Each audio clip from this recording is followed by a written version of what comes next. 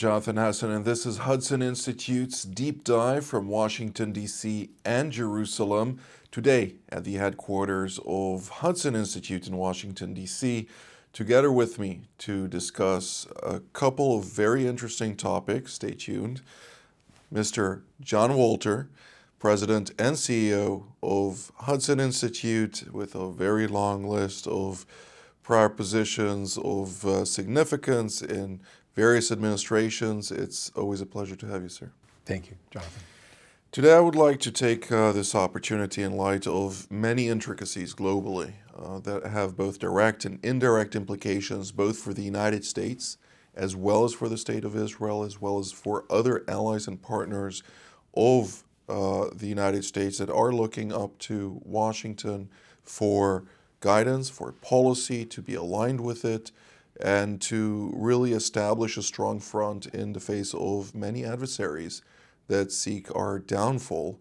When you are looking at the various challenges at hand, what really resonates as the chief challenge at this point in time?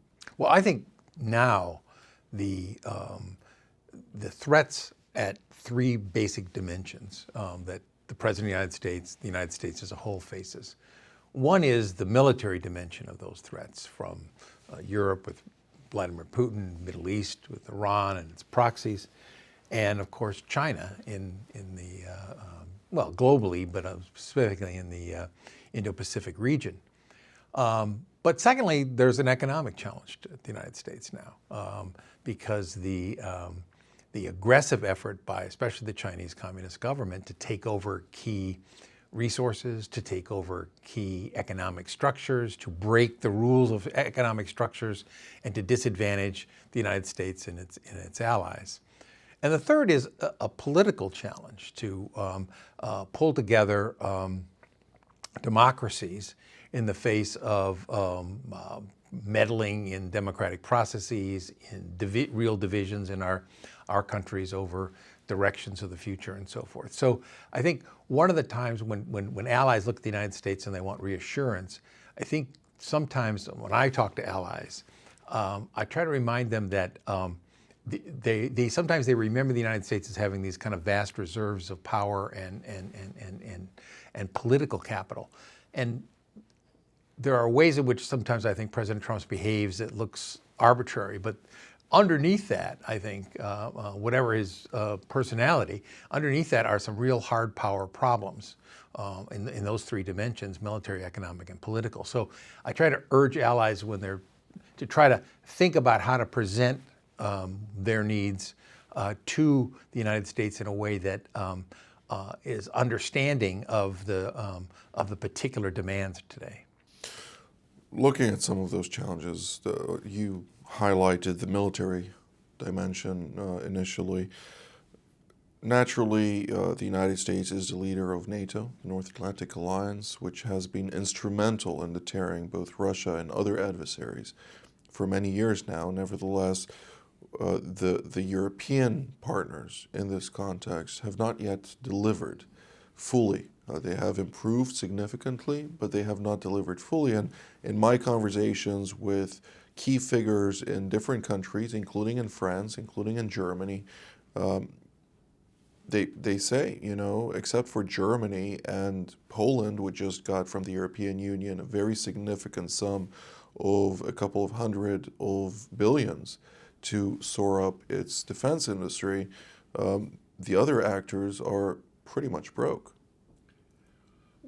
Yes and no. They're broke in some ways the way the United States economic situation has evolved because of a very large welfare system that transfers wealth to large parts of the population across economic strata. And in a certain way, of course, we the United States, some of these other countries have put themselves into debt because they've exceeded their actual budgets every year and gone into deficit, and that deficit is built.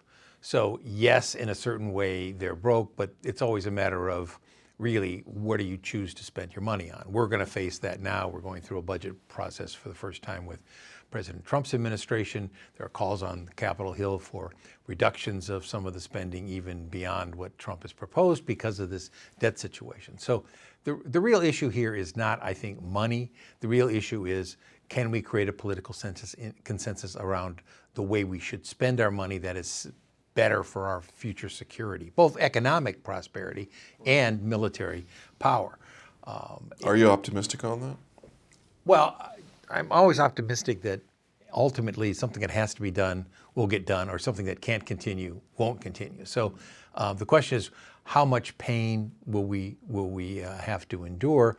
And part of that has to do with how far are we going to let deficits build that we're going to have to respond to. But I do think there's much more growing, there's growing attention to this issue, and that's probably good and will be likely to help form a better outcome. But for the issue of NATO, we've been meeting with some of the NATO allies. There is formed a kind of coalition of the willing to help Ukraine. Not all the NATO partners, but some of the NATO partners are trying to organize themselves. I think that's still in process, but it's a recognition that NATO needs to do more, partly because the United States is being pulled in these other directions. Right.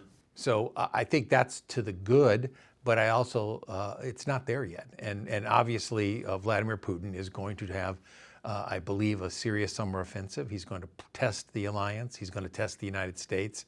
And it's not clear, we're not in a position yet to fully repel that. So we need to work rapidly. Before I came here to Washington, I had the opportunity to go to multiple meetings for deep background on the Chinese angle in the Middle East in light of a couple of events that we're having here at Hudson Institute.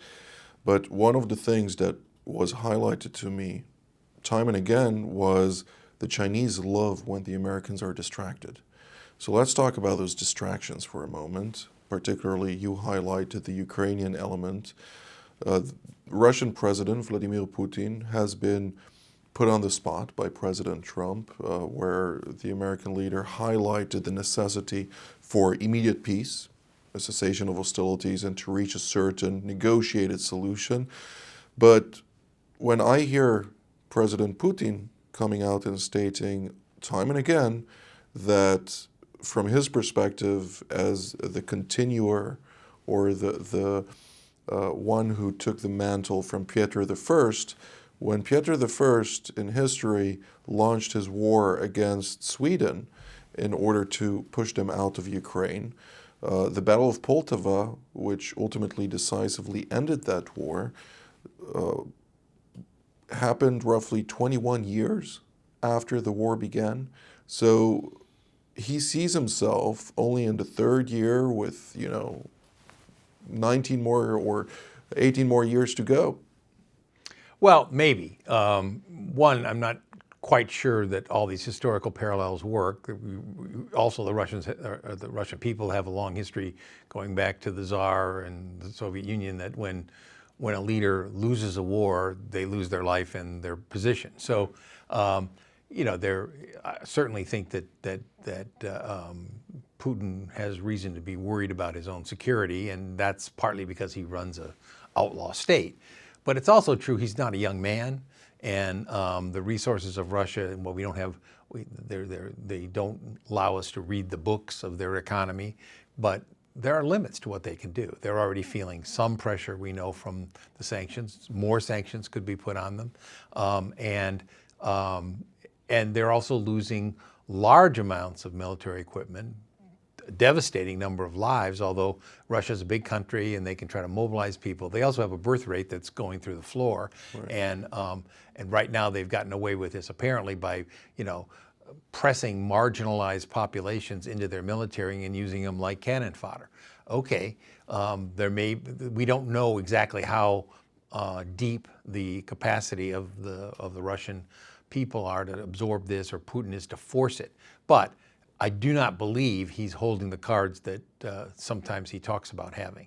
But look, in another sense, the effort to try to say, okay, to stabilize the situation, Europeans want the United States to backstop. That was a discussion during and following President Zelensky's visit. I've tried to encourage them to think about the fact that what a backstop really means is if an agreement is made and Vladimir Putin breaches it, the United States will commit forces, air and ground forces. If I were Xi Jinping, I would pay Vladimir Putin to pin down 100 to 200,000 U.S. troops and significant air power. We won't have it for the Middle East. We won't have it for the Indo-Pacific. And it will create political divisions, of course, in the United States. So I've tried to urge them to say, look, the backstop issue is not simply a matter of a personality in the President of the United States. The backstop issue, I think, I try to describe as a matter of physics. There's a limited amount of force and energy you can use here. We have to come up with solutions that work, and solutions that work require us to think about the fact that we should not act like the old days when the United States was hegemonic everywhere. And it doesn't have that capacity, partly because our enemies have created a coalition. And that axis is operating in the Middle East, in Europe, in Asia, and it's trying to economically, of course, disrupt things everywhere, Africa, Latin America. So on that, I would like to talk a little bit about the coalition. Since there are actors currently backing Russia, namely China is, since 2021, fully interoperable with the Russians on military levels. They are, of course, also very robustly engaged on economic levels and critical minerals, which the Chinese are enjoying increasingly as time progresses from the Russians. Meanwhile, we also see the North Koreans deploying troops in support of the Russians on the Ukrainian front, and the Iranians have already for quite some time now deployed various munitions in Russia, from ballistic missiles to a lesser degree, but nonetheless unmanned aerial vehicles, a very robust architecture, also including infrastructure to produce munitions of that type, from the Shahed 136 to other type of munitions to be employed in the Ukrainian front. Now, the Russians are vice versa also involved in the other regions, more politically, less militarily. They try to assist the Iranians to a certain degree with various types of munitions and systems. But the most potent part of this relationship is the political backing that it's granted in international fora, particularly the United Nations Security Council and other locations. How do you see that also somehow manifest within the context of Iran's quest for nuclear weapons at a time when the US and the Islamic Republic are somewhat negotiating a certain diplomatic outcome? Yeah, okay, try to take this in simple bite-sized parts. It's a big question, and there's more bites than we have time for. What's happening, I think that's one dangerous part, is the pulling together of this coalition, as you mentioned. Energy, trade, buffering trade sanctions. So what they have to do is overcome the sanctions ability of the United States and the allies, because it's hurting them, but it can be applied in a way that could be crippling even to a greater extent. So they're now trying to push back on that diplomatically and by creating other kinds of relationships. We're also worried about, my analysts here at Hudson, the sharing of these military technologies. Obviously, they're making exchanges with North Korea. The North Korean weapons are being used, ballistic missiles and others. They're sharing guidance technology with the North Koreans, and the Chinese are trading that kind of technology. They're doing that with China. So, and since there's the use of proxies here, there is also the use of these weapons by third-party states that are now part of a combined force against the United States and its allies. So we need to break that down, and we're trying to do that somewhat in the vulnerable categories. But I think ultimately what we're facing here is, and I think that's the reason why President Trump is sometimes angered allies by saying, you have to do more, or pulling back on a kind of open commitment here. I think he's tried in some of these cases to remove the possibility of the commitment of U.S. forces being taken out of his hands. That is, we make an open-ended security commitment, somebody else decides that they're going to activate that commitment, and so all of a sudden the United States is being deployed somewhere. That's a problem for him when we don't have the kind of capacity we used to have. Absolutely. And he doesn't talk about that, but it wouldn't be good to talk about that. And so I think that's important when we work with our allies, is to realize how much of this we need an alliance that's really additive and not a bunch of dependents that are ultimately pulling on the potential power of the United States in ways that are not sustainable. I don't think we're there yet. I think we could do more, but I do think that some of the hesitancy is not just, yes, there are isolationist forces in the United States, and I'm worried about some of those, but there's also a fundamental reality. There's the political, we can debate about the political things, but the political matters cannot change the hard power realities here. So what we work on is how do we strengthen the power of the United States and its allies to actually both deter, and if deterrence fails, fight and win against our opponents. So I do think that gets dropped out here when allies, especially when this change is happening, even the change economically is happening, about, well, this is like you're betraying us. Okay, sometimes the behavior of Americans is not as polite and considerate as it should be to the political realities in other allied countries. But the world's changed, and it's hard to say this, and you do not want to say, well, we're weaker. You want to say, we still have the strength, we still have an alliance structure, we have to control it better. And we're feeling our way into that. I don't think we have to withdraw, I don't think we have to retrench, but we need allies, as you mentioned, the Europeans, our allies in the Indo-Pacific, our allies in the Middle East, to come forward. I think that's what Donald Trump was trying to do with his last trip to the Gulf. You know, I think what he also did, as one of our colleagues wrote, is he kind of took the economic playground that the Chinese were looking for with the sovereign wealth funds and other things away from the Chinese. Not entirely, but now there's a new relationship. Which establishes, of course, additional leverage from America's perspective, which is very significant. But nonetheless, one of the points that I think is important to highlight is that China is not regarded as a responsible partner. It's a partner that does not have yet power projection on the level that the Americans have. And therefore, when you really look at the Middle East, and that was very apparent post-October 7th of 2023, when the Islamist Hamas launched its atrocities against Israel, the Chinese froze relations with the State of Israel for an entire year. And after a year, once Trump won the election, and in tandem also, the State of Israel showcased very significant military successes in the field, the Chinese once again reached out, but then it was already too late, because everybody in the region realized this is not a reliable partner we can work with for the long run. So the U.S. still is the partner of choice, particularly on defense, but it also now is increasing and developing that defensive part into a whole-of-government approach to include also the economics and other elements thereof.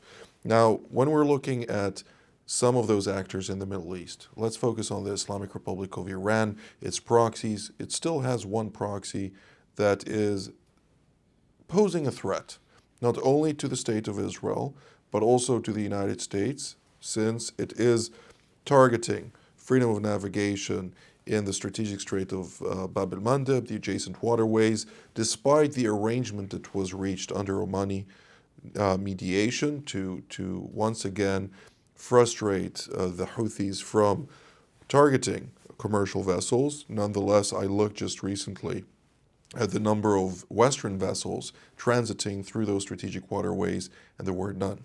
All were Chinese, Egyptian, Russian. Not even one Western vessel passed through, still all of them transiting through the Cape of Hope. What does that signal? Well, that there's still active dangers that are coming from the proxies of Iran. And I think despite the strikes on the Houthis by the United States, which have been significant, I'm not the expert on this, but the people that work for me, some of whom are experts on this, have raised the question whether or not you can actually focus just on the Houthis and take out this threat. They're a distributed terror threat. They're capable of, we do not have, for example, the amazing effort that Israel did against Hezbollah and decapitating the entire or most of the leadership and putting it back on its heels. We apparently do not have that capability against Houthi leadership, and I'm not sure the structure of the Houthis is always as fast. So I think there's some worry that we could get ourselves bogged down in trying to waste a lot of military capacity without effect. So the real question now is, okay, can we go after Iran? Can we go after Iran narrowly in the supplying of the longer range technology that the Houthis have been using in these cases? Can we cut that off in some way? Can we go after Iran directly? Can we threaten both sanctions and hard military power against Iran to get them to stop? Ultimately, we are threatening Iran, of course, on the nuclear program, and those negotiations are ongoing. There's still some worries about the direction of some of that and what the Iranians are going to keep or not keep. I know we have a division in some of our analysis between the necessity of a direct strike on Iran's capacities in conjunction with Israel, is usually the way this is considered, of course, or whether or not you can find another way to pressure the Iranian regime to have credible suspension of their nuclear program and its capacities. I want to emphasize, I'm not an expert. I just don't trust the Iranians. Right. I just think that this is... So the equation of trust and verify is just not applicable? Well, you'd have to have extensive verification, and they've always played games with that in the past. We had a verification regime, then they turned it off, turned it on, hid, ran around. I think the real issue here is to have something that you put in jeopardy that is of great enough importance to them that they actually stop, and you're sure they're going to stop, because if we find out that they're not, they will suffer, and they do not want to suffer in that way. Right now, we do not have that kind of structure in place. Look, I was in Israel for a security meeting earlier this year, and there were various experts talking about a military strike on Iran's program, and the various sites, the various consequences, and so forth.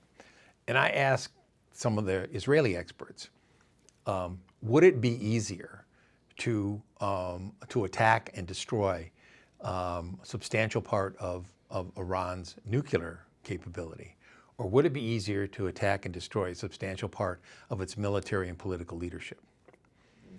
The answer is it's easier to do the people than it is to do the sites. Of course. And of course, there are obvious reasons why that's also dangerous, and people are reluctant.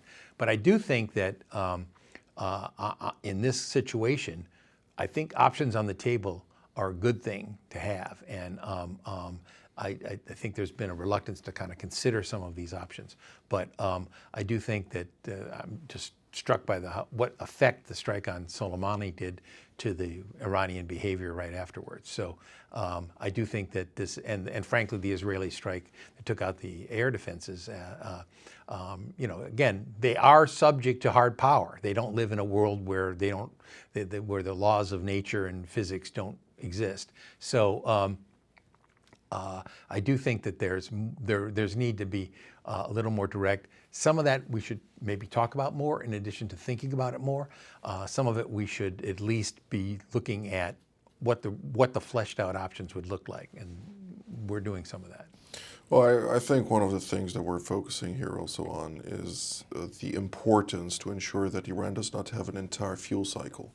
Namely, the enrichment component of a nuclear program would be detrimental for any type of monitoring capacity, since the Iranians will be able to leap towards a nuclear weapon once an administration transitions and there is less political appetite, and that is also something quite robust. Another element that we need to take also into account, and you referred to the strike that was in Iran on the 26th of October of last year. It didn't only take out the air defenses, it also took out a very significant component, within the production capacity to establish ballistic missiles, which was also then a very large calculus within the Iranian thought line of, are we able to sustain a long-term campaign now against Israel and the United States without the capacity to produce additional ballistic missiles?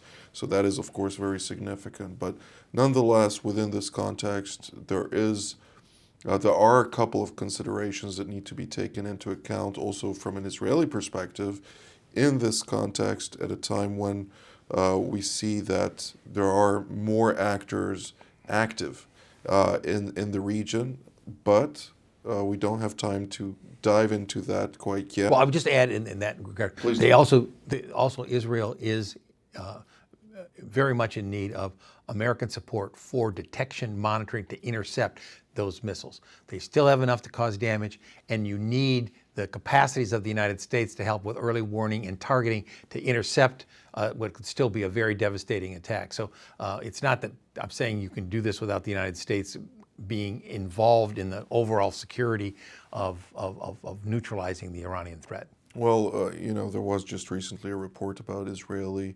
preparations for a strike against Iran. I think CNN produced this report, and it was quite funny because just 2 weeks ago there was just a public statement about CENTCOM and Israel preparing jointly to confront that threat. So, sometimes people are taking things out of context, and maybe it's part of messaging. Yeah. Who knows? Yeah. But Mr. John Walter, President and CEO of Hudson Institute, this is all the time that we have for today, so I'd like to thank you very much for your time. Thank you, Jonathan. Thank you. And I'd like to thank all of you at home as well. This has been Hudson Institute's Deep Dive from Jerusalem and Washington, D.C. Until our next edition, wishing you a pleasant day.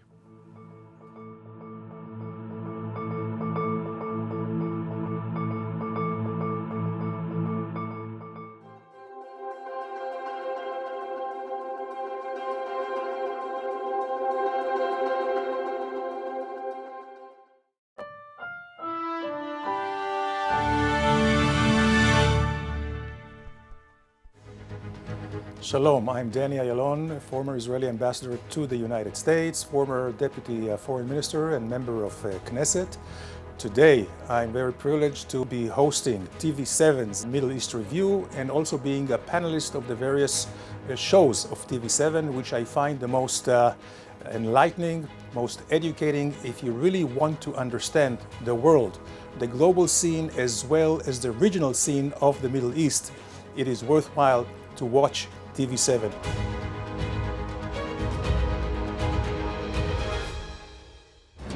For more of TV7 Israel's productions and editorials, we invite you to visit our website at www.tv7israelnews.com.